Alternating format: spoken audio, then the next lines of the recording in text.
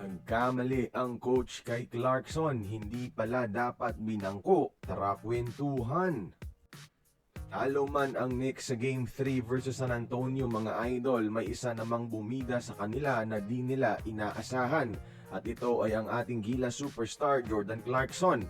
Matapos kasing bangkuin, bigyan ng mababang playing time to the point na di na pinapasok, pinatunayang mali ni JC ang coaching staff ng New York. Kaya niya pa rin magbigay ng instant offense off the bench mga idol. Sa Game 3 kasi, first time niyang bigyan ng more than 10 minutes of playing time sa finals. At gumawa lang naman siya ng 10 points, 3 rebounds, 1 steal in 4 of 7 shooting sa loob ng 13 minutes mga idol. At siya ang may second best efficiency rating sa buong team sa buong laro with +8. At siya ang pinaka-efficient sa buong bench mga idol.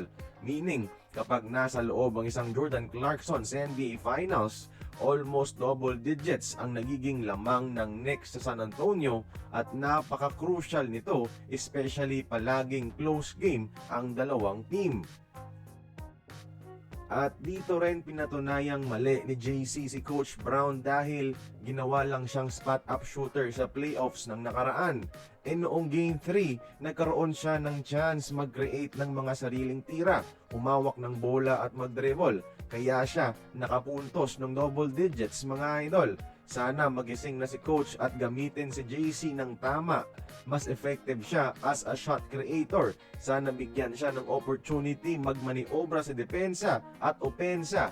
Dahil proven sa stats niya sa Game 3 na malaking benepisyo ang nakukuha ng Knicks kapag may oras si kababayan at hindi lang bilang tambay sa Gedli.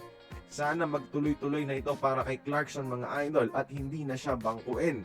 Kaya kayo ba? Please like this video if agree kayo na dapat pang bigyan ng mas mahabang playing time si JC sa susunod na laro. Join the conversation, magkomento lamang sa ibaba.